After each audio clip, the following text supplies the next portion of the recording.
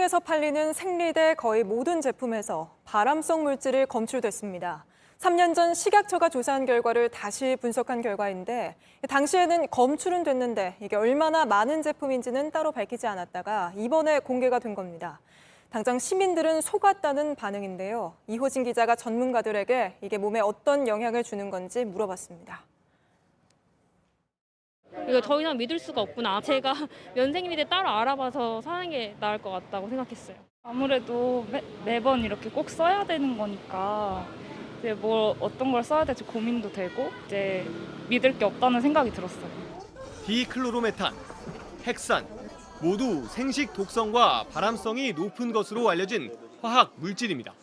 2014년 이후 2017년까지 국내에 유통된 생리대 666개를 조사한 결과 647개에서 나온 물질입니다. 97%.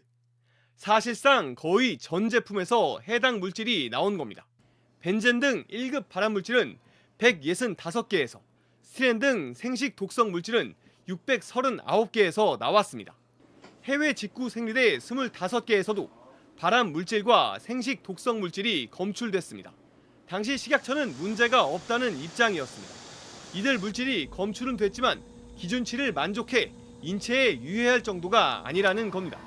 법원도 최근 유해성 논란이 일었던 릴리안 생리대를 상대로 소송을 낸 여성 5,300명에 대해 원고 패소 판결을 내렸습니다. 전문가 입장은 갈립니다. 면 제품에서는 휘발성 유기화합물이 나올 수밖에 없는 거고요. 기준치보다 낮게 나왔다는 거는 아무 문제가 없다는 거예요. 아직은 검증된 데이터가 없기 때문에 이게 유효할 수 있다, 유효할 수 없다라고 단정 지어서 어떤 의견을 드리기는 되게 어려워요. 독성 물질, 단일 물질만 보면 기준치를 만족해 문제가 없어도 여러 물질이 복합적으로 인체에 영향을 줄 수 있다는 겁니다. 환경부는 2018년 예비 조사에서 일부 일회용 생리대가 생리통과 생리량 변화 등과 연관이 있을 수 있다고 했습니다. 이와 관련해 여성 2만여 명을 대상으로 한 조사 결과는 내년 초 나올 예정입니다. JTBC 이호진입니다.